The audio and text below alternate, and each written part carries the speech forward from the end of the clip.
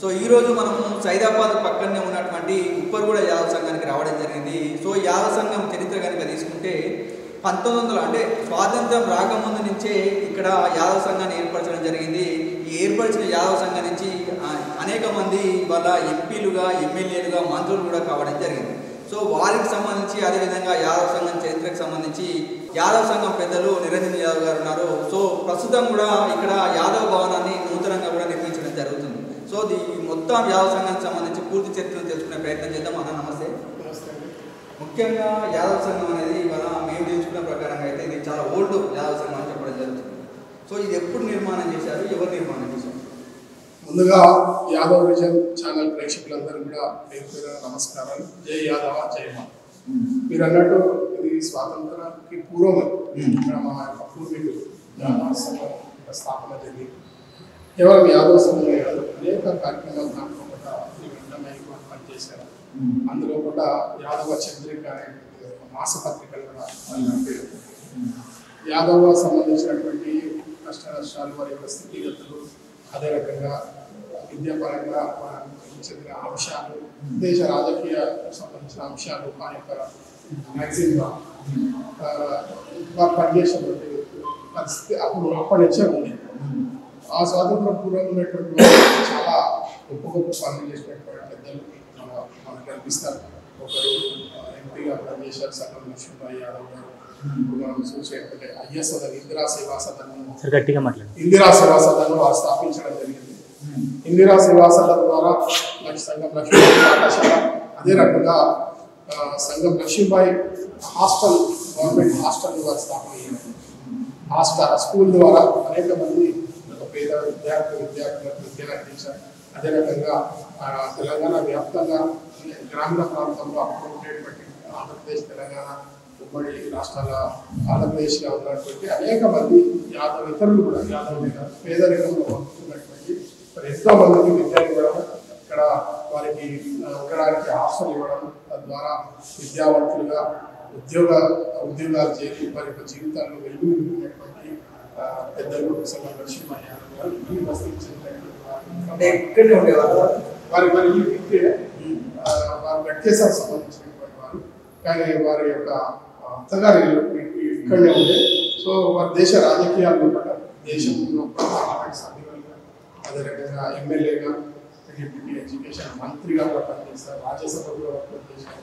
వారి జీవితం అంతా కూడా రాజకీయ రంగంలో కూడా పేదలకు సేవ చేయడంలో కూడా వారి జీవితం అంతా పనిచేశారు. ప్రధానంగా యాదవ సంఘం విషయానికి వస్తే దీన్ని ఎవరు కన్స్ట్రక్ట్ చేశారంటే ఈ బిల్డింగ్ సంబంధించి అందులో ఉన్నటువంటి వాళ్ళు రామ్దేవ్ యాదవ్ గారు, కిషన్ రావు యాదవ్ గారు వారు కాంగ్రెస్ పార్టీలో పనిచేశారు. రామ్దేవ్ యాదవ్ గారు కూడా 2 పర్యాయాలు ఎమ్మెల్యేగా, ఎమ్మెల్సీగా, అదే రకంగా 2 సార్లు మంత్రిగా, పశు సంవర్ధక శాఖ మంత్రి, అదే రకంగా ఉపాధి కల్పన మంత్రిగా కూడా వారు పనిచేశారు. ఇందులో రామ్దేవ్ యాదవ్ గారి గురించి బహుశా చాలా మంది తెలియదు.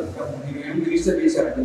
సో ఇక్కడ ఈ ప్రాంతం చెంచల్ రైట్ పక్కనే కొనుగా చావు పక్కన పెట్టి చెంచల్ కూడా బస్తీలు కనెక్టింగ్ అయినటువంటి లోపల యాదవ్స్ ఎక్కువ ప్రాబల్యం ఉండేది. కాబట్టి రామ్దేవ్ యాదవ్ గారు ఈ యాదవ్ సంఘం చెందినటువంటి వారు రామ్దేవ్ యాదవ్ గారు యాదవ్ సంఘంకి రాష్ట్ర అధ్యక్షుడిగా కూడా పనిచేసినారు. అనేక కార్యక్రమాలు ఆ సమయంలో కూడా నిజాం వ్యతిరేకంగా పోరాడాలు కూడా ఆర్యవేత్తలు అందరూ కూడా ఆర్య సమాజం ఉండేటువంటి సంబంధించినటువంటి ఆర్య సమాజంలో ఉండేటువంటి వారు. అదే రకంగా మరి దేశ స్వాతంత్రంలో కూడా వారి యొక్క భూమిక చాలా పెద్దది. చరిత్రలో కూడా మీరు తీసుకున్నటువంటి ఆర్యవేత్తలు ఏదైతుందో అది డైరెక్ట్గా నేరుగా శిక్షపడినటువంటి మరి దేశ భక్తులు కూడా ఉన్నారు. చనిపోయినటువంటి వారు కూడా దేశంలో ఈ స్వాతంత్ర పోరాటంలో కూడా పనిచేసేటువంటి. ప్రధానంగా ఇప్పుడు తీసుకుంటే ఇవాళ నూతనంగా ఈ యొక్క భవనాన్ని కన్స్ట్రక్ట్ చేయడం. సో ఇది ఎన్ని గజాలు, ఎన్ని ఫ్లోర్ల కన్స్ట్రక్ట్ చేస్తారు? ఇది 330 గజాలు. వారు రామ్దేవ్ గారు, అదేవిధంగా కిషన్ రావు యాదవ్ గారు ఈశ్వర్ బస్తీ చెందినటువంటి అప్పుడు ఉన్నటువంటి కాంగ్రెస్ సిటీ కమిటీలో కూడా 2 సార్లు ఉపాధ్యక్షుడిగా రామ్దేవ్ యాదవ్ గారు ఫాలోవర్స్ కూడా సేవ చేశారు. అందులో భాగంగా అప్పుడు ఉండేటువంటి యొక్క రామేశ్వర్ లాల్ మార్వాడి కమిటీకి సంబంధించినటువంటి పెద్దల ద్వారా ఈ యొక్క యాదవ సంఘానికి పాఠశాల నిర్మాణం కోసం అడిగి ఇప్పడం జరిగింది. అది కూడా మా యాదవ్ సంఘం ట్రస్ట్ పైన రిజిస్ట్రేషన్ చేయించారు. ఆ తర్వాత క్రమంలో కూడా 1985 ఆ ప్రాంతంలో కూడా దీన్ని ఒక పాఠశాల పెట్టారు.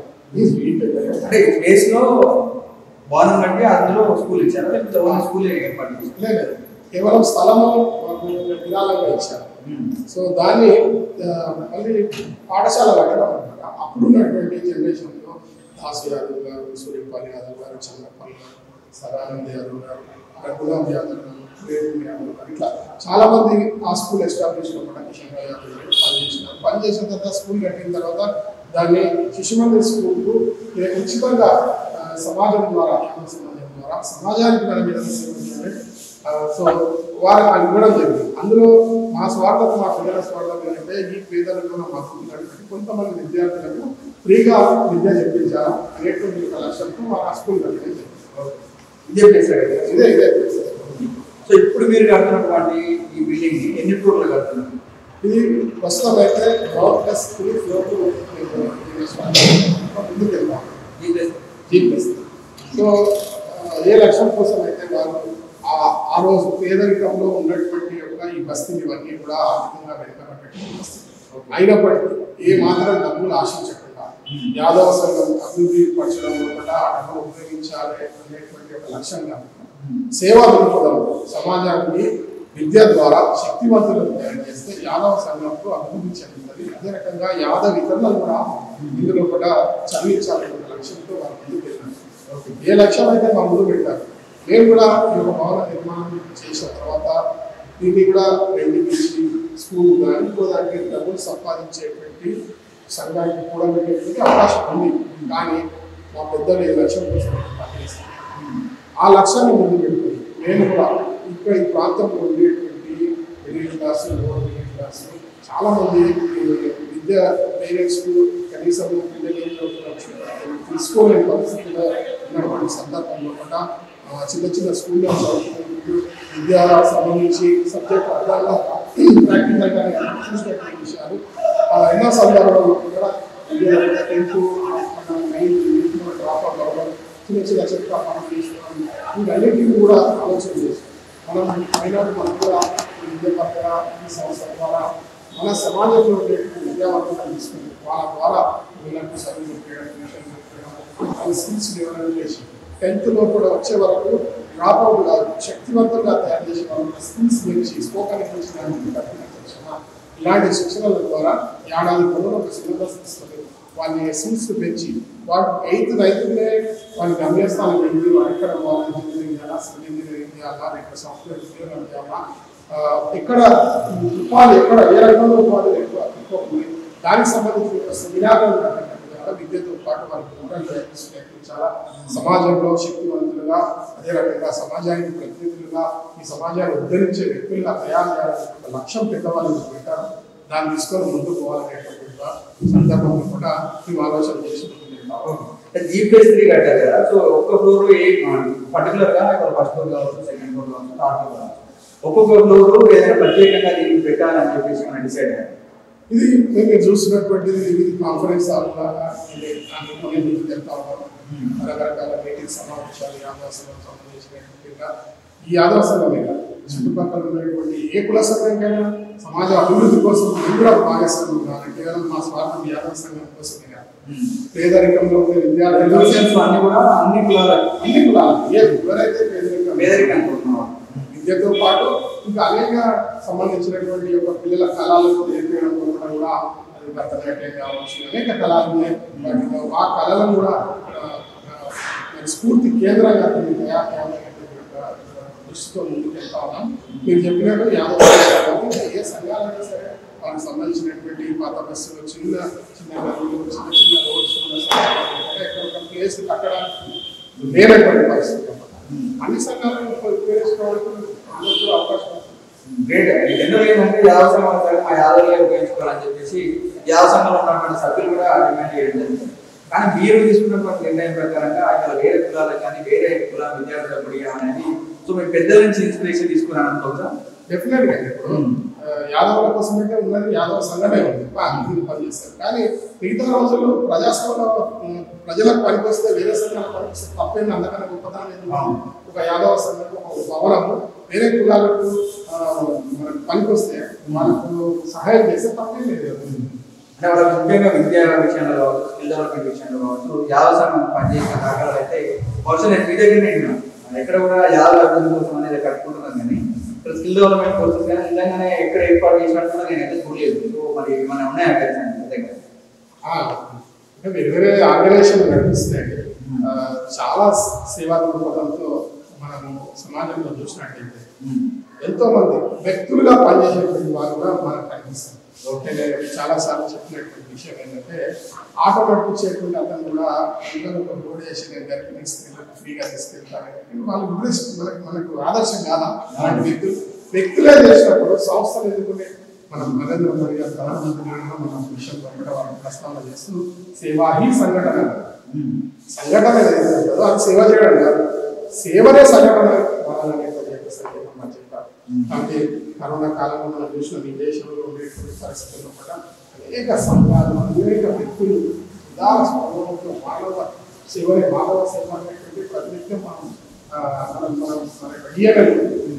కరోనా మనం చూసినాం. చిన్న చిన్న కుటుంబాలలో కూడా వాళ్ళు ఒక 5 మంది కలిసి సాయం చేయడం వేరే రాష్ట్రాలకు సహజంగానే ఈ దేశంలో ఉండేటువంటి వ్యక్తులు కూడా సేవా వాస్తవం. మీరు చెప్పినట్టు స్కిల్ డెవలప్మెంట్ విషయాలు కూడా స్కిల్ డెవలప్మెంట్ ప్రాజెక్ట్ ఎందుకంటే నేను చెప్పింది 22 ఈ నగరానికి ఈ రాష్ట్రానికి పార్లమెంట్ సభ్యులే దేశం ప్రాతినిధ్యం వహించినటువంటి సంస్థ. ఆ కాలంలో ఎంబీఏలు చేసినటువంటి డిగ్రీలు చేసినటువంటి అనేక భేదాలు జరిగినటువంటి ఆర్థిక సంబంధంగా ఎంతో మంది ఈ సమాజాన్ని దారి చూపించినటువంటి వ్యక్తులు వారిని ఆదర్శంగా తీసుకున్నాం. వారి యొక్క ఆదర్శాలను మేము వాళ్ళ నెమరేసుకున్నప్పుడు అన్నింటితో వారు ప్రేరణగా ఉంటారు. వారి లక్ష్యాలను తీసుకొని ఈ సమాజం కోసం పరితపించాలి, సమాజం డెఫినెట్గా వారి యొక్క లక్ష్యాలను తీసుకుని వెళ్తామని. జనరల్గా ఇంత పెద్ద బిల్డింగ్ కనుక కన్స్ట్రక్ట్ చేయాలంటే ఫోటోలో ఖర్చు అవుతుంది. సో కొంచెం ఇబ్బంది ఉంటుంది. బట్ ఎక్కడి నుంచి మీరు తీసుకుంటారు, ఎట్లా కన్స్ట్రక్ట్ చేస్తున్నారు? ఇది సమాజంలో ఉండేటువంటి అందరి వ్యక్తుల దగ్గరికి ఈ విషయాలు వివరించినప్పుడు అందరూ కూడా సానుకూలంగా ఈ యొక్క సంస్థను నిర్మాణం చేయడం, భవన నిర్మాణం కూడా చాలా మంది పనిచేసినారు. వాళ్ళందరూ కూడా యాదవ్ విజన్ ద్వారా పేరు అందరికీ ధన్యవాదాలు తెలియజేస్తాం. డెఫినెట్గా యాదవ్లే కాదు, యాదవ్ ఇద్దరు కూడా ఇక్కడ చుట్టుపక్కల మనకు సంబంధించినటువంటి పట్టణ సంఘాలుగా అనేక మంది యాదవులు చేశారు. దాంతో పాటు దానికి సమానంగా ఉన్న మిగతా సమాజం కూడా ఈ యొక్క లక్ష్యం తప్పకుండా మేము సాయం చేస్తామనేటువంటి యాదవ్ గారు వారి తండ్రి గారి పేరు మీద ఈ యొక్క భవన నిర్మాణానికి 11 లక్షల రూపాయలు ఇచ్చారు. అదే రకంగా పైన ఒక హాల్ కోసం మా ఫ్రెండ్ క్యాప్షన్ సెక్యూరిటీ సర్వీస్ అని దేశంలో పెద్ద సెక్యూరిటీ సర్వీస్ సుమారు 35,000 మంది ఆ సంస్థలో పనిచేస్తున్నారు.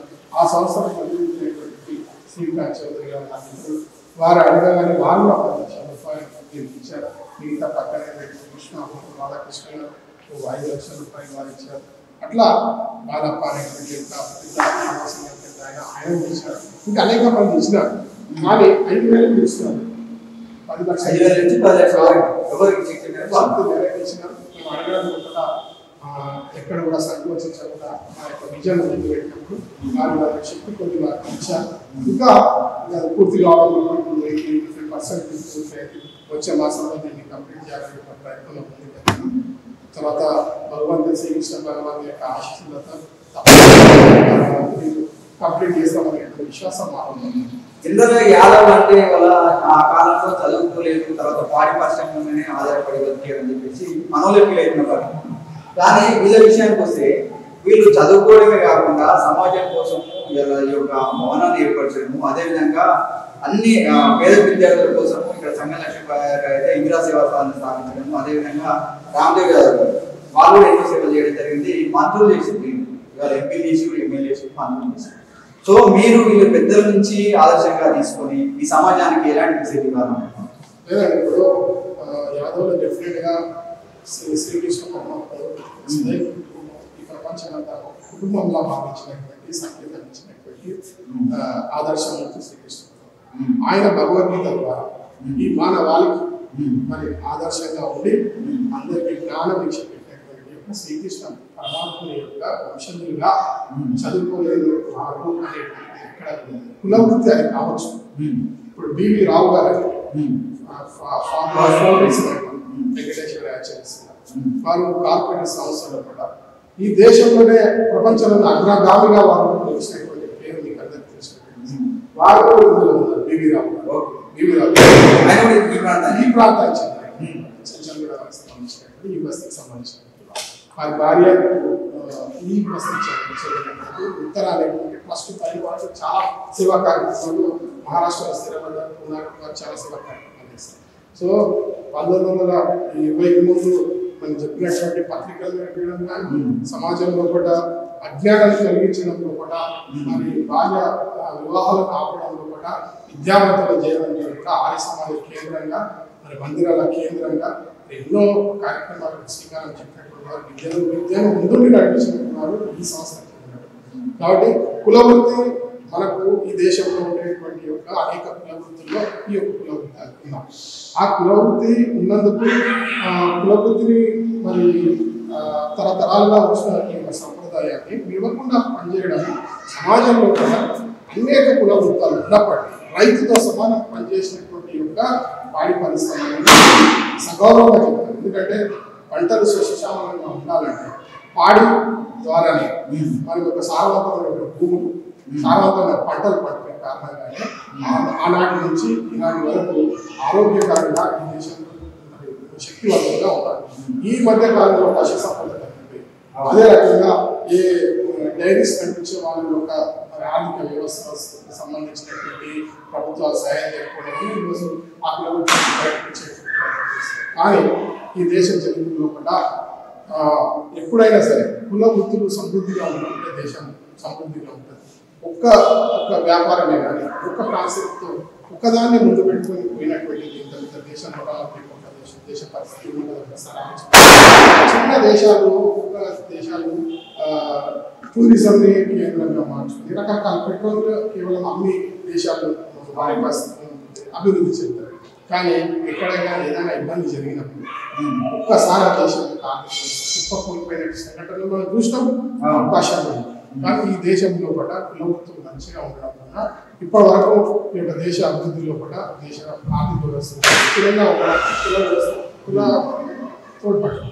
కానీ ఇప్పుడు వ్యాపార రంగంలో కూడా అనేక పోటీలు ఉండి అనేక వ్యాపారాలు ఉన్నప్పటికీ ఇదే దాన్ని నమ్ముకున్నటువంటి వాళ్ళు కూడా ప్రభుత్వం ఏదైతే రైతులకు రుణమాఫీ లాంటి మరి రైతులకు సంబంధించిన ఫ్రీ అభివృద్ధి చెందడానికి ఇచ్చినటువంటి ఒక సందర్భంలో కూడా ఈ కుల వృత్తిని కూడా ప్రభుత్వం ఆదుకోవాల్సిన అవసరం ఉన్నది.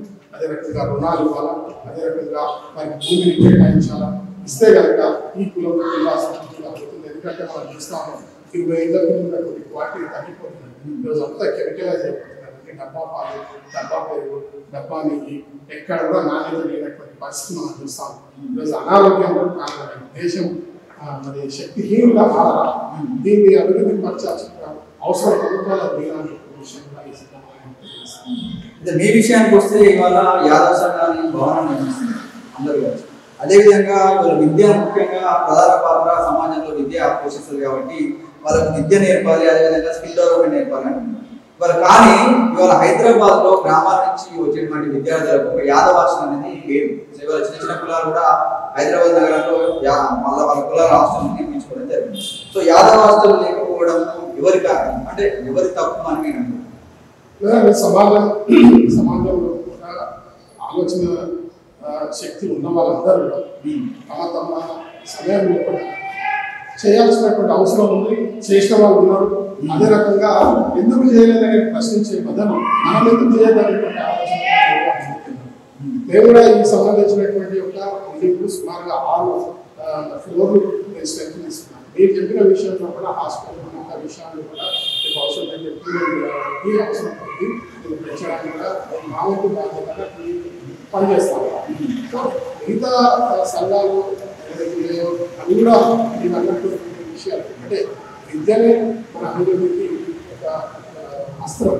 ఆ అస్త్రాన్ని పేదలకు అందించినట్లయితే వాళ్ళ జీవితంలో అభివృద్ధి చెందుతారని ఆర్థిక సాయం చేయడంలో కూడా ఆ ఆర్థిక సాయం చేసి వాళ్ళని శక్తిహీనులుగా చేసేటప్పుడు విద్యను నేర్పించి వాళ్ళ శక్తివంతులుగా తయారు చేయడంలో అందరూ కలిసి కావాల్సిందని నేను ఫీల్ చేస్తాను. సో సంఘ చరిత్ర తీసుకుంటే చాలా పెద్దది ఉందన్న. ప్రస్తుతము ఈ నిర్మాణం జరగాలని చాలా మంది వ్యక్తులు కూడా పనిచేయాల్సినటువంటి అవసరం ఉంది.